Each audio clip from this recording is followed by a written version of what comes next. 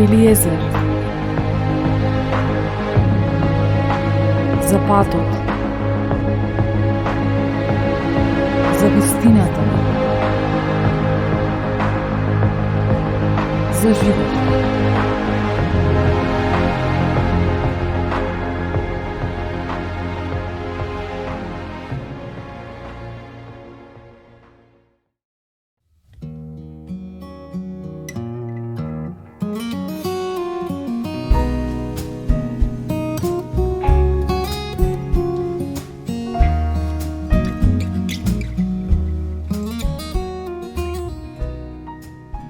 Драги мои, секојдневно се води некаква битка во секој од нас.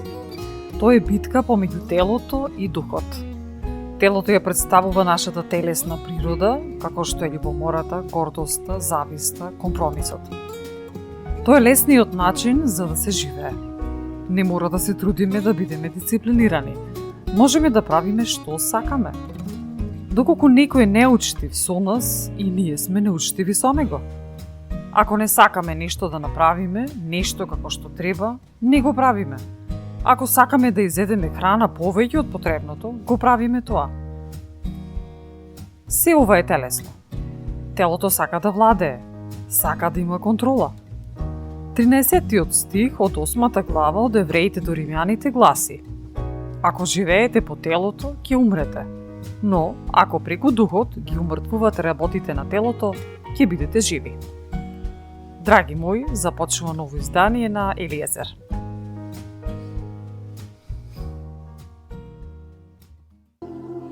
We become what we behold. We become what we gaze upon.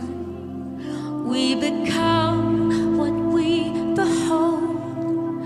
I just want to stay right here with you. When can we go? When can we go and meet with God? When can we go and meet with God and see His eyes as they look right at me? And when can I go and meet with God? When can I go and meet with God? When can I behold Him, beholding me? It's all out of hunger.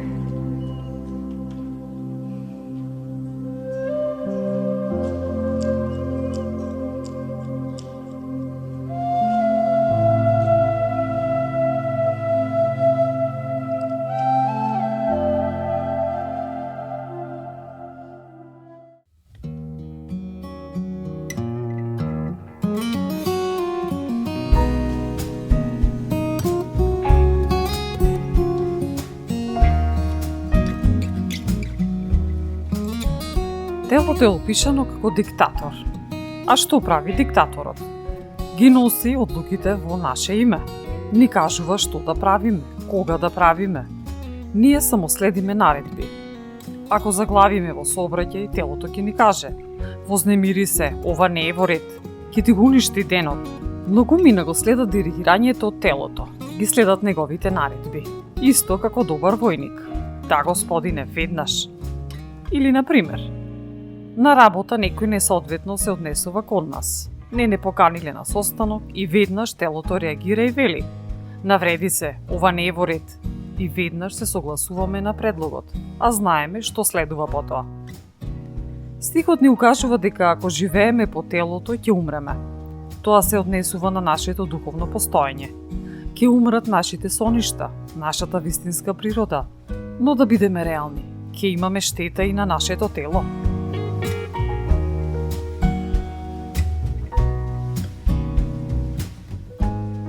Што правиме всушност? Му дозволуваме на телото да победи секогаш кога сме искушувани да задоцнеме, да правиме компромис, да бидеме мрзливи, да им слугуваме на страстите. Но има друга опција, а тоа е да живееме по духот. Тоа значи да се однесуваме онака како што треба, како што е исправно. Не возвраќаме со неучтивост, доколку некој е неучтив кон нас. Она што ограничува некој од нас е тоа што сеат во телото, во делата на телото, а не во духот. Затоа да не му даваме толку простор на телесните нагони и желби, а со тоа да уназадуваме. Затоа, следниот пат, кога сме искушувани да бидеме љубоморни или да возвратиме несоодветно, да му речеме на телото не може така. Свесно одлучувам да бидам среќна за другите, дека ќе простам.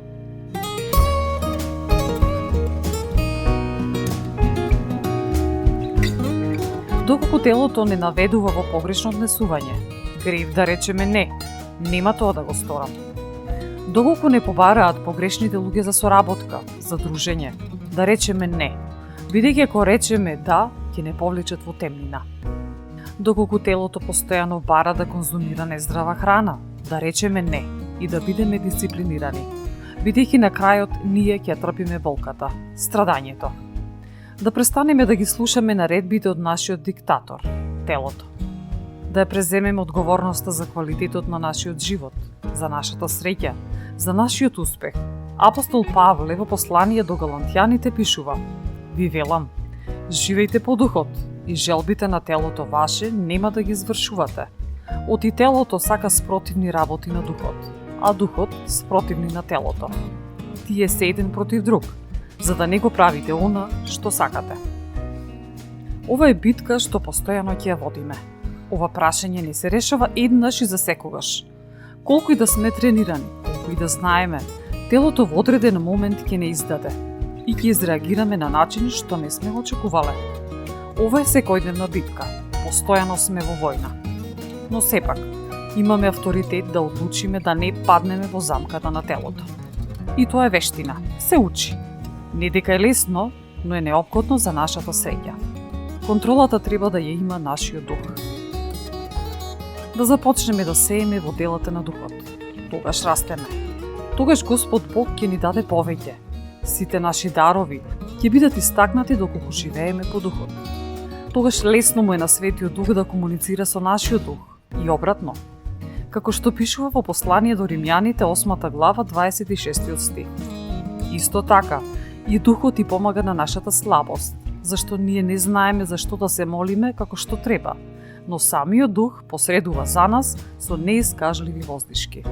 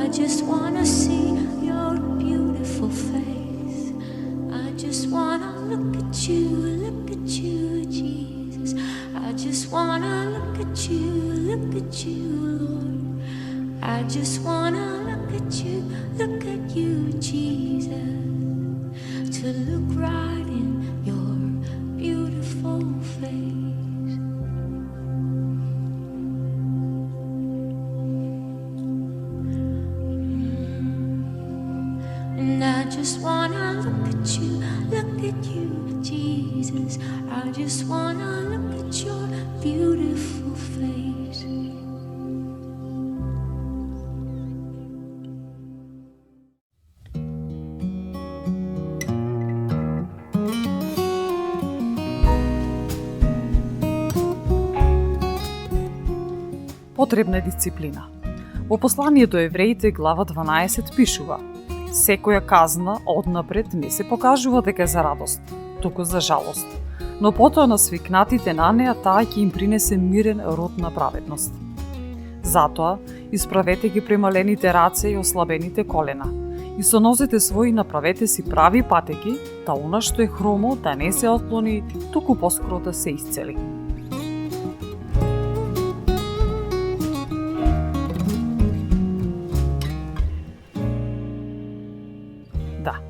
На вистина, не е лесно да се спротиставуваме на желбите на нашето тело.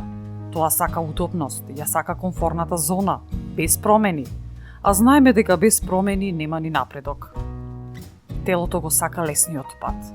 Не можеме секогаш да бидеме мирни, да не менуваме ништо, да не сме активни, а во исто време да чекаме промени кон подобро. Не можеме седејќи, без тренирање да се пријавиме на трка и да победиме. Не можеме без контрола на храната и пијалоците што ги внесуваме да очекуваме совршено здравје. Доколку не обрнуваме внимание со кого се дружиме, можеме да преземеме лоши, дури гревовни навики и да го изгубиме нашето спасение. Не можеме да очекуваме дека нема да станеме алкохоличари доколку секојдневната количина алкохол ја зголемуваме. И за се е така. Контролата и одговорноста е наша. Да, војната ја водиме секојдневно, но ние одлучуваме кој ќе биде победник на крајот од денот. Просперитет и да се легне без вина.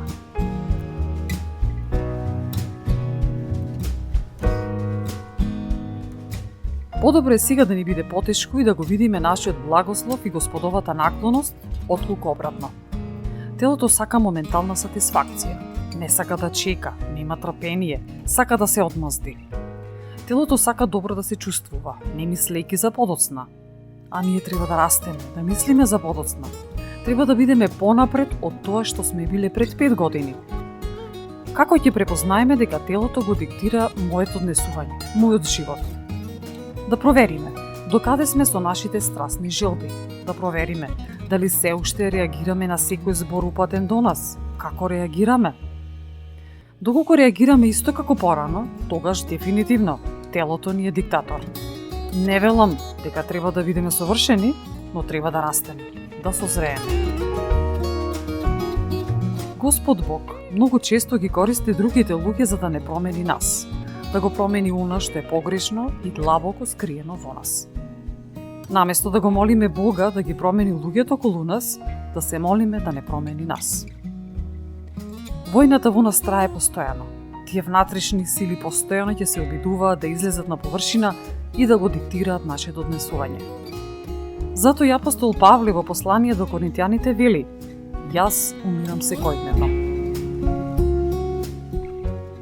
Не можеме да стигнеме до позиција каде што ќе речеме дека доволно сме созреале и потоа да го вклучиме автоматскиот пилот. Не постои такво нешто. Да ја грабнеме и искористиме секоја прилика, секоја ситуација за да растеме. Да не одговараме на истата ситуација сега, како што сме одговарале порано. Исто и ние, како апостол Павле, имаме области во кои треба да го распнеме нашето тело. Има доволно борби надвор, но дали ја водиме внатрешната борба? Дали живееме по духот или по телото? Кога го предаваме животот на Исус Христос, ние сме ново битие, како што пишува во послание до Коринтијаните 5 глава 17 стих. И така, кој е во Христа, тој ново создание. Старото помина, ете, се стана ново. А во послание до Ефесијаните 4 глава пишува: дека вистината е во Исуса, да го отфрлите од себе стариот човек според вашето поранешно живење, кој се распаѓа во измамливите желби, да се обновите со духот на својот ум и да се облечете во новиот човек, создаден според Бога во правда и светост во вистината. Стариот човек ќе сака да оживи, но ние треба да живееме по духот. Тоа не значи дека нема да погрешиме, да паднеме во искушение, но како нови битија во Исус Христос имаме авторитет. Да признаеме дека сме погрешиле, да се покаеме и да продолжиме уште подобри. Ете, дури Петар погреши, оној кој толку го сакаше Исус, како што рече: ако сите се соблазнат во тебе, јас никогаш нема да се соблазнам. А Исус му рече: вистина ти велам, уште ноќеска 3 пати ќе се одречеш од мене, пред да пропее петал. Петар му рече: ако треба и да умрам со тебе, нема да се одречам од тебе. Така рекоа и сите ученици. Но подоцна, кога Исус беше притворен, кога Петар остана со другите луѓе и го препознаа дека е ученик на Исус, тој негираше и 3 пати се одрече од него. Или, како што поточно пишува: а Петар седеше надвор, во дворот, и една слугинка дојде при него и му рече: И ти беше со Галилеецот Исус, а тој се одрече пред сите велејки: не знам што зборуваш. Кога излезе пред главниот влез, го виде друга и му рече на тие кои беа таму: и овој беше со Назареецот Исус. Тој пак се одрече со заклетва: не го знам човекот. Малку потоа му се приближи оние кои стоја и му рекоа на Петра: навистина, и ти си од нив, зашто и твојот говор те издава. Тогаш почна да се проколнува и да се заколнува: не го знам човекот. И веднаш запеа петал. Тогаш Петар се сети на Исусовите зборови што му ги рече: пред да пропее петел, 3 пати ќе се одречеш од мене. Излезе надвор и плачеше горко.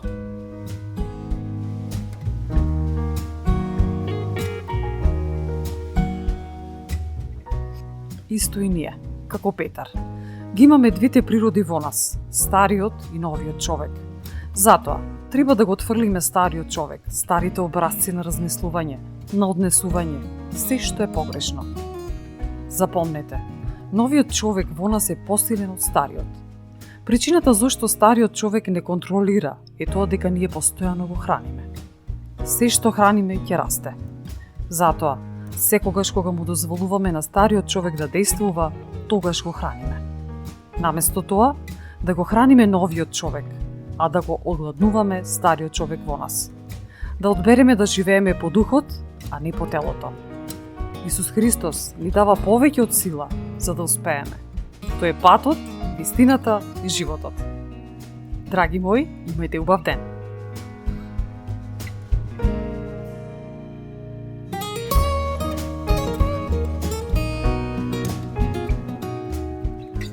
Ја следевте емисијата Елиезер со Елена Ѓурѓиевска-Костадиновиќ во соработка со Господ Исус Христос и Господ Свети Дух.